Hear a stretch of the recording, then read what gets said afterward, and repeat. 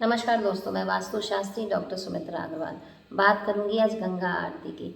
हम में से काफ़ी लोगों ने इस दृश्य को अनुभव किया है और काफ़ी सारे लोग जो ललायित हैं और अभी तक दर्शन नहीं हुए उन सबको जल्द दर्शन हो इसकी कामना करूंगी।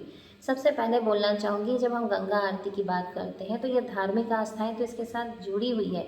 वो जो अद्भुत दृश्य जो हम सामने देख पाते हैं और माँ से कनेक्ट हो पाते हैं, उसको शब्दों में बयान करना बहुत ही मुश्किल है। अगर बात करें, कहीं ना कहीं पर्यावरण संरक्षण का भी संदेश हमें इस गंगा आरती से मिलता है। बात करें अगर गंगा आरती की, तो लोग वहाँ जाते हैं, बैठते हैं, एक समूह में लोग जाते हैं, एकाग्र होते हैं, सारे लोगों की ऊर्जा वहाँ लगी होती है, हर व्यक्ति भगवान को मन से याद कर रहा होता है। तो जो एनर्जी केंद्रित होती है, ये एनर्जी उस पूरे हिस्से को पवित्र करती है, हमारे शरीर की भी शुद्धि होती है, मन और आत्मा की भी शुद्धि होती है। तो गंगा आरती में जाने से विशेषतः सबसे ज़्यादा अद्भुत जो दृश्य हम देख पाते हैं और अपने दुखों को भूल पाते हैं और कहीं ना कहीं भगवान के चरणों में एकाग्रचित होते हैं और वहाँ से एनर्जी हमें ज़रूर मिलती है। तो आशा करूँगी आप सब गंगा आरती के दर्शन करेंगे। हम सब वहाँ बैठ जाते हैं, चप्पल खोलकर आराम से भगवान में पूरे अपने आप को विलीन करने की कोशिश करते हैं। शीतल हवा चलती है, जो दीप प्रज्वलित होता है उसकी रोशनी और आभा हम सबके जीवन में एक नई स्फूर्ति को जन्म देती है। तो उम्मीद है आप में से जिन लोगों ने गंगा आरती अभी तक नहीं दर्शन किया है वो जल्दी जल्दी कर लें, और जिन्होंने किया है वो दोबारा जाने की इच्छा तो ज़रूर रखते हैं। तो सबकी मनोकामना माँ गंगा जल्दी पूर्ण करे। नमस्कार। नमस्ते दोस्तों, मैं वास्तुशास्त्री डॉक्टर सुमित्रा अग्रवाल आज आपसे बात करने आई हूँ गंगा की और राजा सागर के 60,000 पुत्रों की। राजा सागर के 60,000 पुत्र हुए और इन सब ने मिलकर सोचा कि चलो अब हम एक अश्वमेध यज्ञ करते हैं। तो जब अश्वमेध यज्ञ करते हैं तो हम जानते हैं कि घोड़ा छोड़ा जाता है। तो घोड़े को, अश्व को जब छोड़ा गया, इंद्र ने क्या किया, उस घोड़े को ले जाकर कपिल मुनि के आश्रम में बांध दिया। अब जब घोड़ा को खोजा जाना शुरू किया गया कि किसने हमारा घोड़ा पकड़ा, चलो उससे युद्ध करें। जब वहाँ जाकर देखते हैं तो कपिल मुनि के आश्रम में घोड़ा बंधा हुआ मिलता है। अब क्योंकि लोगों ने ये सोच लिया कि कपिल मुनि ने घोड़ा बांधा, चुराया, कपिल मुनि बहुत ही रुष्ट हुए। उन्होंने 60,000 के 60,000 पुत्रों को भस्म कर दिया, जला दिया, श्राप दे दिया। अब इन सब की मुक्ति तो हुई नहीं, इन सब की आत्माएं भटकेंगी, इन सबको मोक्ष और मुक्ति चाहिए। तो कहीं ना कहीं इनकी मुक्ति के लिए भागीरथ ने गंगा को पृथ्वी पर लाने का निर्णय किया।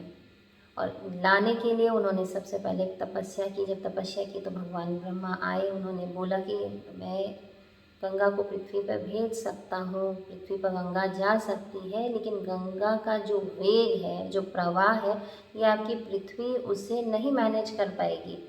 तो आप भगवान शिव की आराधना करें, उनके पास जाएं, वही इसका समाधान करेंगे। तो वह जाते हैं भगवान शिव के पास और भगवान शिव बोलते ठीक है, मैं मेरी जटाओं में माँ गंगा को रख लेता हूँ और धीरे धीरे इस प्रवाह को आपकी पृथ्वी पर भेजता हूँ।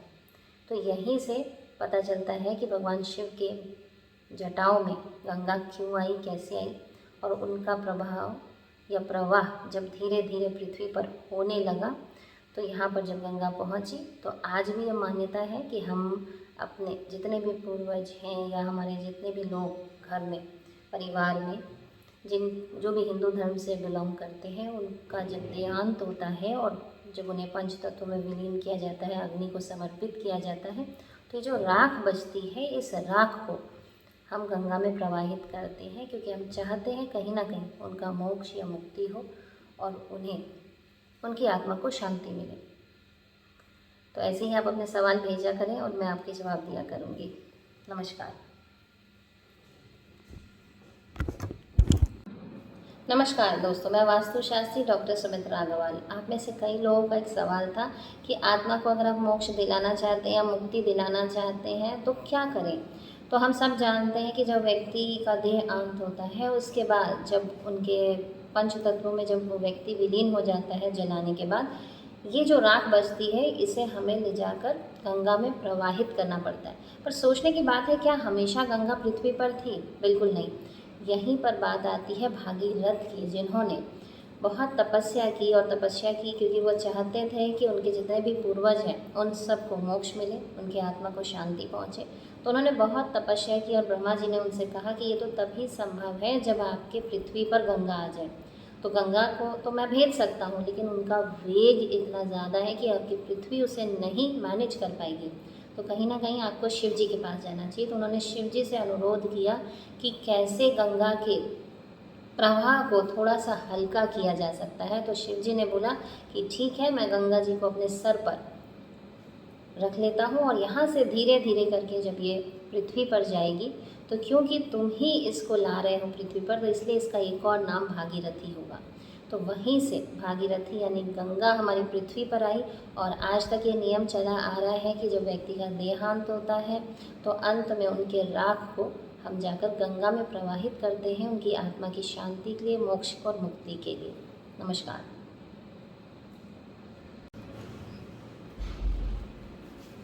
नमस्ते दोस्तों, मैं वास्तुशास्त्री डॉक्टर सुमित्रा अग्रवाल। आप में से काफ़ी लोगों ने आज मुझे एक सवाल भेजा है कि मैडम ये बताएं, ऐसा कैसे होता है कि नॉर्मल पानी को अगर हम डब्बे में बंद करके काफ़ी समय तक रखें तो उसमें से बदबू आने लग जाती है, उसके कीड़े हो जाते हैं, पर ऐसा क्या विशेष बात है गंगा जल में? इस गंगा जल को कितने भी महीने रख दो, कितने भी साल रख दो, उसमें ना तो कीड़े लगते हैं, ना उसमें से बदबू आती है।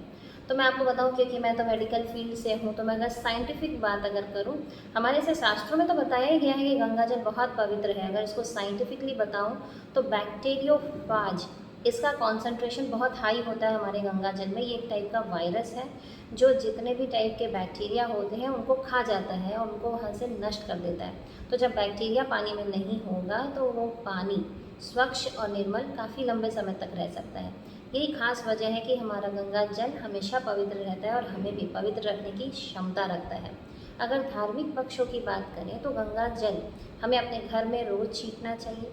अगर बात करें वास्तु की तो इसे कहाँ रखें, तो कांच के बॉटल में रखें या फिर जो हमारा पूजा का जो कलश होता है इसमें रखें, ढक कर रखें और नॉर्थ ईस्ट कोने पर रखें। काफ़ी सारी ऐसी भी मान्यता है वास्तु में भी और हमारे शास्त्रों में बताया गया है। अगर घर के चारों बगल, चारों कोने पर अगर आप रोज़ गंगा जल छिड़कते हैं तो कहीं ना कहीं वो नकारात्मक ऊर्जाओं को समाप्त करता है। या तो आप 4 कंटेनर में घर के चारों कोने पर बॉटल में रखते हैं उसको, और या फिर रोज़ वहाँ पर छींटें।